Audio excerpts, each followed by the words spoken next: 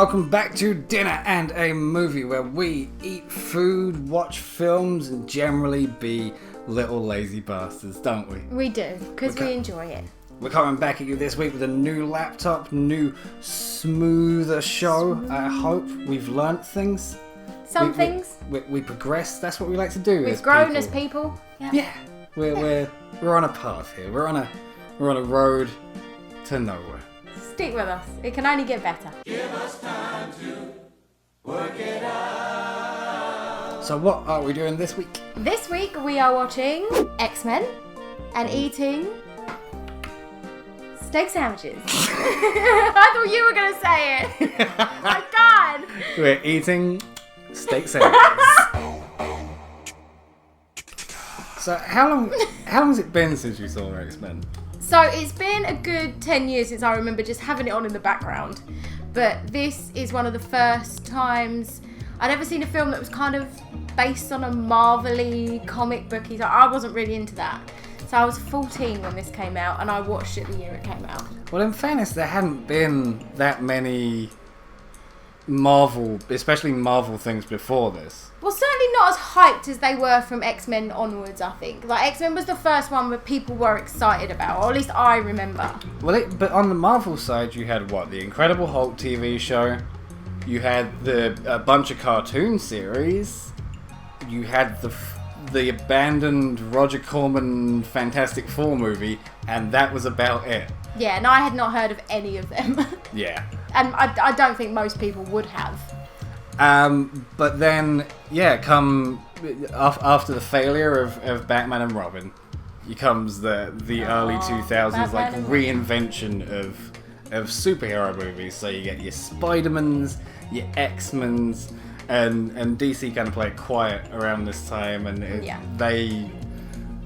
I don't think they had another thing till Batman Begins. They might have though. But this was where Marvel started their resurgence, shall we say? Their gaining of fucking ground is what it was. Like, because Marvel were always the second players. They didn't have Batman. They didn't have they had the Hulk. They had the X-Men. Yeah. And so they started. Those were two pretty early ones in the pantheon, and they had Spider-Man. So they definitely used all the big guns. So they had the Tobey Maguire Spider-Mans, obviously. Yeah, which I love. The Eric Bana Hulk movie. I did not. We'll watch that at some fucking point. It's so strange. But and they had the Bryan Singer X-Men, which we'll get into later. But it's interesting doing this in a just to briefly fuck it. Let's touch on Bryan Singer now, so we don't ruin our further discussions of the movie with this fucking obnoxious creep. I don't know anything about him. This is where I just okay. Why is he obnoxious creep? Well, he's a little like film's white R. Kelly in that Oh, good God! What a description. He's just had a lot of sexual abuse accusations following him around for the last 20 years. So he's a bit rapey, in other words. Rapey or not rapey. I don't know if it actually anyone's been yo, he full on raped me. Right. But he's not a full on rapist. We just had to point out for legal reasons. We are not claiming that he is. Or I haven't read enough into it because I don't know anything about it personally. Depressing, but and he was, and this is 20 years approximately. So I think they must have started circulating around the time he directed these, and it hasn't gone away. And fuck knows, Fox kept firing him. Yeah. He did X2. Weirdly enough, he has done the better films. Outside of Logan, he's done the better films of Logan was a film There was. That was intense. And this is where it fucking started. I was 7 when this came out. Don't say that. From 4 men who say they were minors at the time. Or it might have been 8. It's okay, baby. It's okay. You're not a cradle snatcher. It's fine. But I fell the fuck in love with Rogue and with Hugh Jackman. Look at little Hugh Jackman. I know, he's such a baby in this. Like, even watching it back, I'm just like, Rogue is so cool. She is. She is so cool. I love her. She's like vulnerable, but in a very like people want to fucking know her way. You know what I mean? Like no, she's just. I love her. She's great, and then she gets the cool old gets lady the hairs at the like, front. Adam's Family. No, it's not Adam's Family. Munster's like streak. Oh, of course. Cool Rogue hair. The reason for everything. Wasn't just a cute little dye job. No. Is it meant to have like aged her? I guess. From like the front lobe out? It didn't even start at the middle, it started where she parts her hair. Love it. But and yeah, it's been about 3 years since I saw it. I do watch the X-Men's occasionally. This is not one of the best. I don't remember the others well enough either. It has been a while, so I'm really excited to rewatch them because I did enjoy the first one when we did it. Yeah, no, it was a lot of fun. But there are problems. There are bad ones to come. there are well, no, there's inherent problems within the way they tackled the series, and then there's just fucking big old problems with this film compared to where they got to in terms of like quality and clarity with the next one.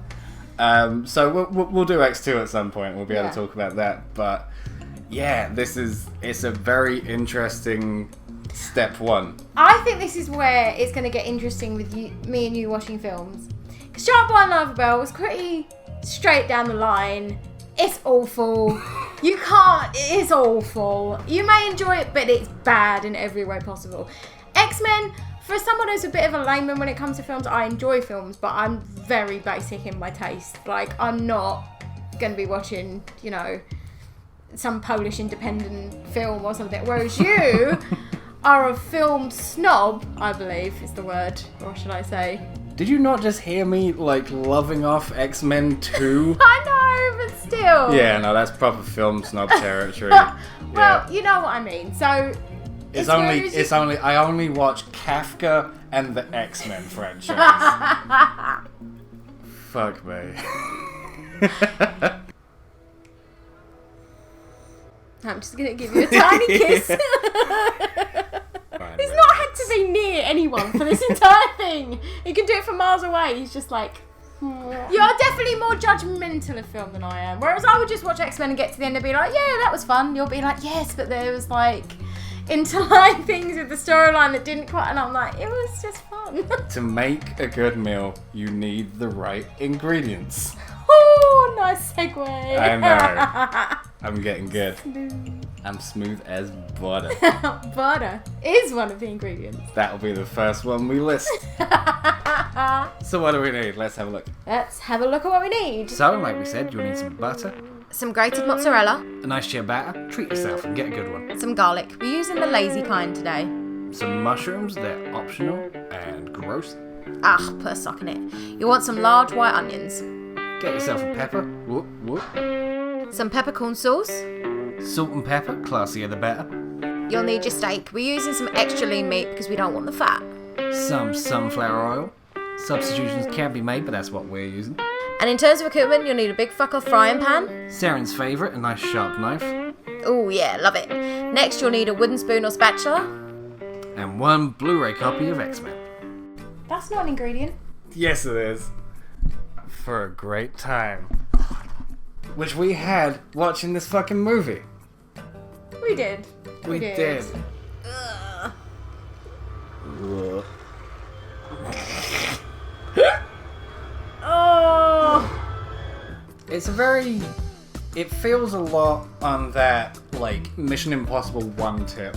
Yeah. Where you go back and you're like, this is very small. Yeah.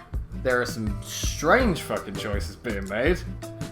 There are some entirely useless characters. I mean, Halle Berry does nothing throughout the entire film. Halle Berry does nothing throughout the entire franchise. She looks nice. She does look nice. She's got pretty hair.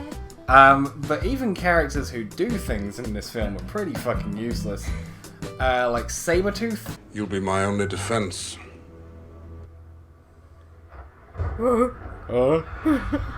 were you saying? I wasn't really listening. I'm Sabretooth. The amount of characters, the amount of full written comic book storyline mutants in this film who have either no lines or one bad line is astronomical. It's not even Mystique. She barely speaks throughout this entire... I'd forgotten that. Like, I thought she was like a major character. She is, but she says nothing. And I'm pretty sure, I might be remembering this wrong, but I'm pretty sure the girl who like runs through the door is Katie Pryde. Yeah, that comes out later on that she's meant to be, yeah. Yeah. But you'd never know it just from watching this. No. And of course there is the best character in the entire film. Oh god. Toad. He's just like a little lech. He's just always there looking creepy with his tongue. So we were like alluding to this during the or I was alluding to this during the watching because the combination of Halle Berry's Storm and Toad makes my most hated lines in all of cinema I think ever. It's just so meh. It just does nothing. It wasn't even a bad delivery. It was just a non-delivery. It was just a bleh. It was a non-line. It was a non-line. It There made, was- it made sense, but no sense at the same time. Fuck delivery. There was no line to deliver. You know what happens to a toad when it's struck by lightning? The same thing that happens to everything else. What? For Halle Berry. She went on to better things. It's fine. Did she? Monster? Alright. I was thinking Catwoman. See, I was being kind. I went to her Oscar nomination and you went to Catwoman. We should just keep Halle Berry out of comic book films. Aww. Oh, I like Halle Berry. She's so good. You just don't get to see it in this. Or any of the other X-Men films where she's playing a prominent lead role. But That I could have have to watch them gone to to remind me. That could have gone to a better actress and a better writer. Speaking of which, I was surprised to learn / I think I had learnt this at some point, but I definitely forgotten it. Fucking Solid Snake wrote this movie from Metal Gear Solid. Again, that didn't... I mean, I know Metal Gear Solid. Yeah. But so the guy that played... Like, did the voiceover for Metal Gear Solid wrote X-Men. X-Men. Yeah. Okay, that's random. Yeah, and X-Men 2. So I do wonder, lines like that and other bits, how much of that was his script and how much of it... Like, oh man, if David Hayter, if you wrote the fucking yellow jumpsuit line, the yellow fucking catsuit bit, the spandex... Right. What would you prefer? Yellow spandex? I mean, yeah. Yeah, I think everyone would. Scott, you dick. Yeah, like, yes. if you wrote that, then you, like, it's taken 20 years, or it took 10 years at least for studios to realise, oh shit, no, that is what they want. They want that. That's why they read them. They want that. Yeah. We want to see these amazing costumes that people designed and spent years like honing panel after panel to be represented rather than just black leather fucking jumpsuits. I guess it was the beginning of what Christopher Nolan kind of ran with. We're making them darker and gritty and more realistic. This was kind of the first one where they're like, no, black spandex, we're not wearing yellow spandex. We made some modifications to the uniform. I had a little design input. The uniform? But Nolan was like a grounded universe and a grounded, like, this has Ice Boy in it. This has Vanilla Ice going and making ice roses on Can't Touch Anyone girl's desk. He was one of my first crushes. Oh, the ice rose. My heart. Was it so cute? You were just like, oh, I'm gonna melt it.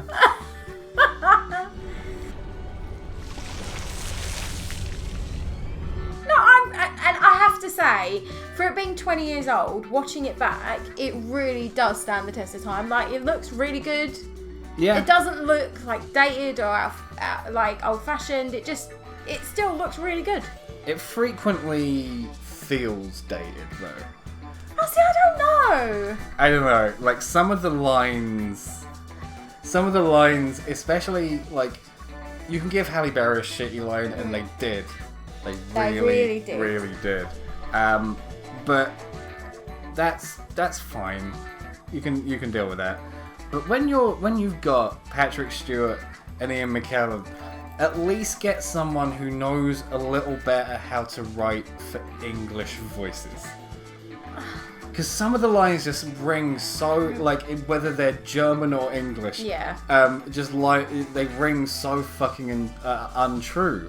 When they have that first scene, which is so great, I love them too. It's just perfection. I'm not trying to take anything away from them with this, but like, it's when fucking Ian McKellen turns and he's like, "Just stay out of my way," and I'm like, that exact line just feels a bit wrong. I get it. I completely get what you're saying, but it's just like when Patrick Stewart and Ian McKellen saying, "Just stay up." I don't care. It's Ian McKellen. It's gold. He just makes everything work. It's better than when Ian McKellen's saying, "Well, at least you're not made of metal." Oh wait, you are made of metal. No, not the metal. You're going to try and fire bullets at me? You should have checked if they were made of metal.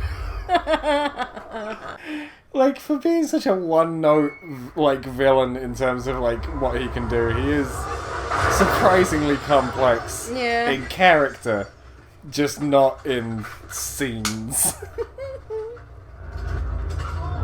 You're aiming metal at me. Metal. Oh, I will aim metal at you. Because you see, I can control metal. Let them go. Fuck, I forgot you two weren't made of metal. Can't you read my mind? What now? You see, I put metal around. Kill me, Charles. Kill me and find out. Can you do it, Charles, or do you have the metal? Magneto in the cartoons and the comic books, he has more plans generally that aren't... like, everything is metal with Everything! him. Everything is metal, and what isn't metal in this film is goo. It's just so weird. I'm like... There's toad goo. Toad goo, so much toad goo. There's the brain mutant goo Gooey that came out from the... It's the senator that is just turned into goo. He was... That was a lot of goo. Well, he had a goo arc. He did have a goo arc. He started as 0% goo or very little percent goo, and he ended as 100% goo. Biodegradable and vegan. Yeah. I mean, by the end, he was a drink. He was refreshing. Is that like the anti-snack? It's like, oh man. Like, you're not necessarily tasty, but you are a drink. Sometimes I will need you just to quench my sustenance. Oh, it's just gone to weird places. Oh. Well, especially when he's like, and there's a lot of like weird like coming shots in this film. Don't make those noises. We were both thinking it wasn't necessary. And there he goes. He's shooting goo. He is shooting magnetic goo. Yeah. Maybe we've just got filthy minds. I think that is partially it. Like, anyway, I didn't notice that when I was 14 and watching it. I didn't think, like... No, but there is a sexual thread through these movies. Yeah, no, there is. There definitely is. And part of it... Like, it's actually, like... The tension is there when it's Patrick Stewart and Ian McKellen. Like, it's there. Well, there's a lot of gay coding in these movies. There's a lot of, like... just general subtext Yeah. from the teenage angst and all those like high melodrama feelings that you can get in any fucking teenage drama, and then they have superpowers, which makes it great. But all that subtext kind of goes a bit weird when you add supervillains to it. And especially when a lot of that like coding and subtext is used based on the very principal thing that makes them super mutants. How are we feeling, Senator? Advanced, I hope. Yeah.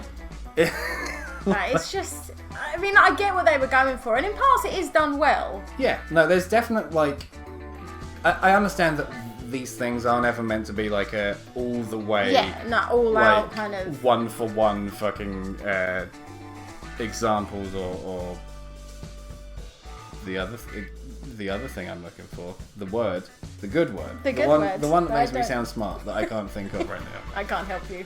No. I can handle things. I'm smart. Not like everybody says. Like dumb. I'm smart and I want respect. But yeah, those like it doesn't have to be 100% fucking metaphor. Yeah. But then when you've made it that sort of interchangeable in the way it's written, when it's then, no, I'm going to make everyone a mutant. It's a bit weird. Yeah. It's a bit... It's like I said, there's parts of it that's done really well. And I remember, if it's either the second or the third, where there's a scene where a kid has to go home and explain that he's a mutant. That, I remember That's the even second then. one. That's a great fucking It is a scene. great It's scene. really nicely linked in. And it's effective and it's simple. It's the most beautiful fucking moment when the mum's just like, have you tried not being a mutant? it's like, oh man. I think it stands a lot better in X2, and that's why it's a lot better movie, because it's still coming from outside. It's all the Striker stuff, and it's all the fucking... And you know, like, there's roots of that in American history with, like, the fucking gay bombs, and, like, you know, they hated them, but they wanted to use their magical powers. But, like, yeah, in X1, it's a bit... Yeah, they were figuring it out. They were trying to do something interesting. They hadn't quite... Maybe that was it. grasped Magneto it was yet. trying to make a gay bomb. Which essentially it was, right? I guess so. It was the mutant gay bomb. Wanna take you to the Gay gay bomb, bomb, gay bomb, gay bomb. But yeah, like having said all that, I said, do you have any money? I want to spend all your money on a gay bomb, gay bomb, gay bomb. Brown. Yeah. Okay, now we've sung the entire length of fucking Electric Six's gay bomb. Gay bomb, gay bomb. Bring it back, reel it back. Come on now. What else really works is a lot of the casting, and we've already mentioned fucking most of the ones I really enjoy. Yeah. But yeah, fucking Patrick Stewart, so good, so perfect for that fucking role. Perfection. Him and Ian McKellen together is just like, oh. Yeah, Ian McKellen again, great choice. Hugh Jackman works surprisingly well. He's good. He's a good. No, he's great, Wolverine. and it's surprising that he is great. I suppose. I mean, no one had really heard of him. The dude was in like fucking Oklahoma and shit like that. Like he went. I remember reading the story. He went to the audition for Wolverine with a perm. All power to him, man. He managed to get Wolverine with a perm. Fair play. Yeah. Fair play if you're playing that. Yeah. Snooze. Yeah, so Hugh Jackman, who else have we got in there? Halle Berry, which we've already said. We love awful. Halle Berry. But she's not in it. She's not awful. She's not in it. I don't know. I've seen her be bad in things in other than X-Men, so I don't think she's a great... I think she can act, but I don't think she's a great... She's not one of the great actresses. Yeah. Oh my god, who's the guy that comes in the next one who's like one of my favourites? Oh, Alan Cumming. Yes! Alan Cumming comes next! Yay! I'm excited for Nightcrawler as well. Yeah. But just because fucking Nightcrawler is a G. Like, he is like a little sweetie. Yeah. I haven't seen it in a while, but I remember he's just like the cute He's so character. tragic and just like, oh, give me a hug. oh, he just wants to do the nice things, and he's going to carve the scriptures into him because it makes him closer to God or whatever the fuck his point is. But it makes him look cool. Yeah. It's like No, it does smoking, like to make yourself closer. No, it also makes you look cool. Hi, I'm the character Spaghetti, and when I'm not spooking, I like to smoke. When I can't smoke, I choose cigarette juice because it tastes great and it's filled with the nicotine and the tar that I need. Makes you look the bomb. We love the bomb. The gay part. Oh, the gay bomb. Famke Janssen is great. I'm gonna reserve judgment on this. I don't remember too much about the next two, so I just felt like, again, she didn't have much to do in this. She had more than Halle Berry. She did have more than Halle Berry, but that's not saying much. Halle Berry had like one line. Yeah, but it was a Bad. great line. Do you know what happens to a toad when it's struck by lightning? James Marsden sucked. It doesn't! You had it in for James Marsden, man. No, I have it in for Cyclops. James Marsden, I also don't like. But I have liked him in other things. Yeah. I've liked him in more things, I think, at this point than fucking Halle Berry. Yeah. But I still don't think he's good. You have it in for Cyclops. Cyclops did nothing in that film. Wolverine was a dick. Wolverine was a dick. Cyclops was also a dick. That's the point. They're both dicks. And my dick quote is already filled, thank you, with the fucking snickety snooze of Wolverine. Cyclops, right? Come on, man. You want to get out of my way? Guy just saved your life. Tried to shake your hand. Now you're thrown down. You woke up in a lab. I mean, fair point. He's like, you're in a situation that's confusing and hard to understand. But stay the fuck away from my girl. Actually, we haven't mentioned my two personal favourites. Anna Paquin and Rebecca Romaine Stamos, I want to say, or is she just Rebecca Romaine now? No longer with Stamos. I think she was just Rebecca. Well, she's just going to be fucking Rebecca Romaine here. Yeah, Rebecca Because Romaine. We're imagining she's single, I think. I think but Rebecca Romaine, we'll go with that. I mean, like, intentionally imagining she's single so we can fucking get some of that blue action. Yeah, no, it is. Smoking. Like, honestly.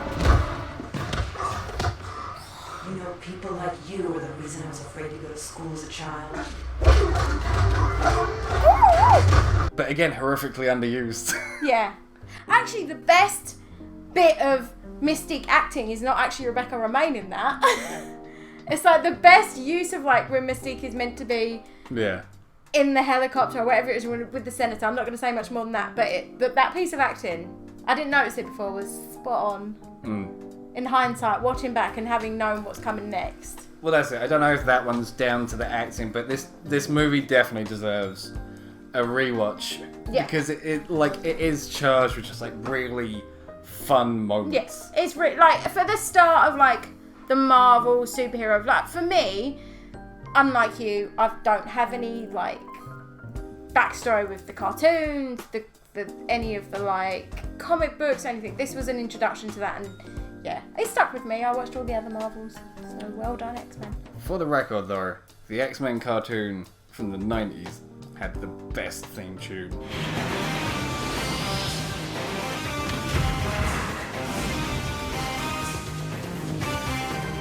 I have a feeling there's going to be an insert somewhere in this.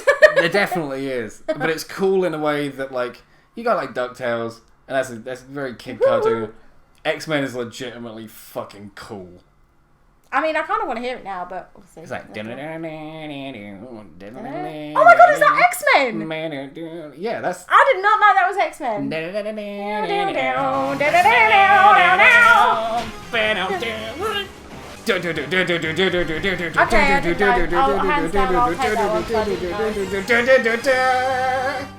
But again, the X-Men are just such great.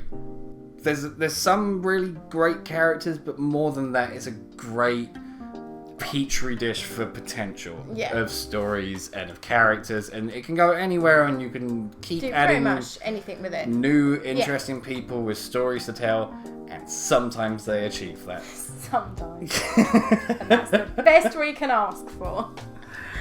And that's the other thing is the X-Men comics like started some horrible traditions that lead into this, like redesigning of costumes, like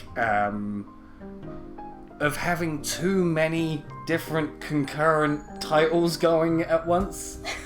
What? So like in X-Men comics you can have like the X-Men main series, and you can have the Uncanny X-Men, and you can have X-Force. Oh, see, this is where our comic books get all confusing running for at me. once. Yeah. And it's confusing for fucking everyone. Yeah, that's no where one you likes lose it. me. No one apart from people who are not having sex. No one cares about reading all of them and understanding like the interweaving, because it's someone's job Yeah. to write it. Like, and somehow the X-Men films, despite having only been around for this amount of time, they do have like 3 different continuities by this point. Oh god. Because you have these 3, you have the original 3 X-Men films, then you have X-Men Origins, X-Men Origins Wolverine, The Wolverine, and Logan, I'm counting as their own little fucking thing. And then you have the First Class shit. Yeah, the Days of Future Past and all those ones, yeah. And like, even if you exclude Days of Future Past because it's kind of a bit of both. Yeah. Even those have had fucking 3 movies. They've got fucking First Class, Apocalypse, Dark Phoenix.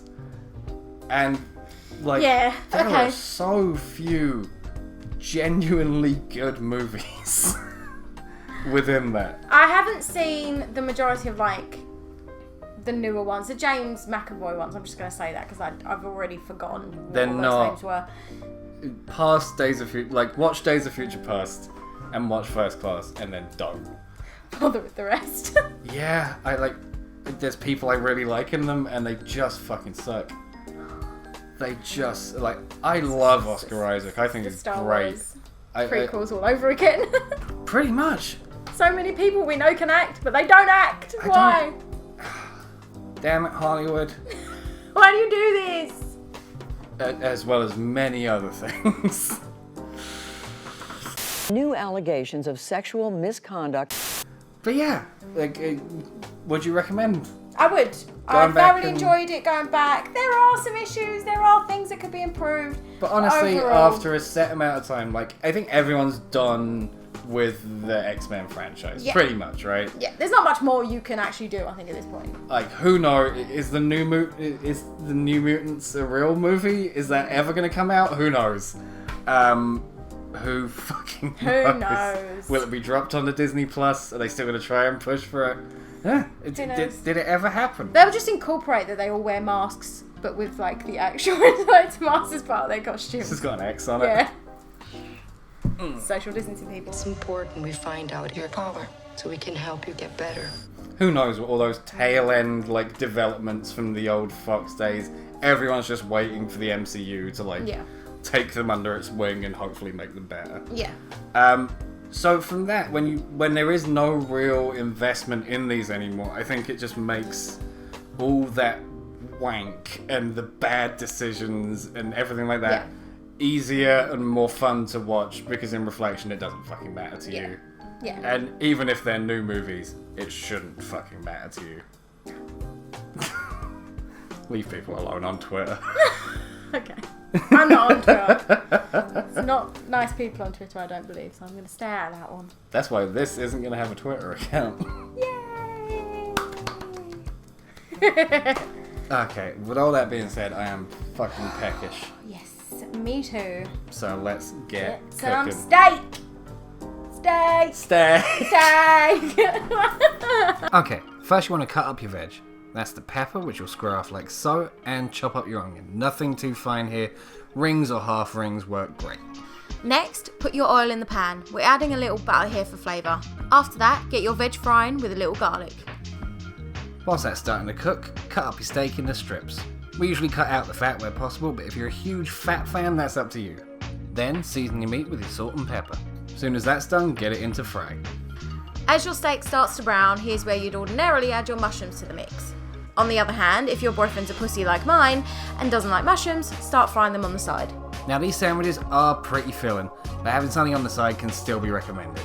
We're having chips and a side salad, so here's the time to get the fries cooking. Also, if you're using refrigerated peppercorn sauce like we are, we recommend getting that warmed up. It's time to add some to the mix, but be sure to leave some for the end. Also, add in a good helping of mozzarella. Alright, the hot stuff's just about done, so quickly get cutting your bread and stick it under the grill to toast. And make sure you're stirring the mix, you don't want it to burn. You'll then want to spread the butter, before adding cheese and popping them back under the grill until you see the cheese bubbling and start to brown. Serve up your mix onto the bread before scattering some optional parsley and drizzling extra peppercorn sauce onto the sandwich for a kicking little final touch.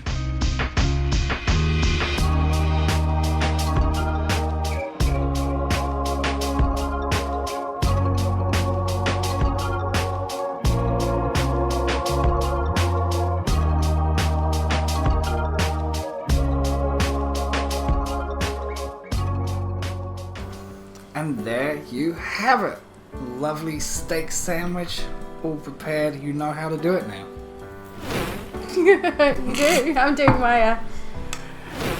You're doing your fucking Wheel of Fortune, I ladies. Your price of rightitudes.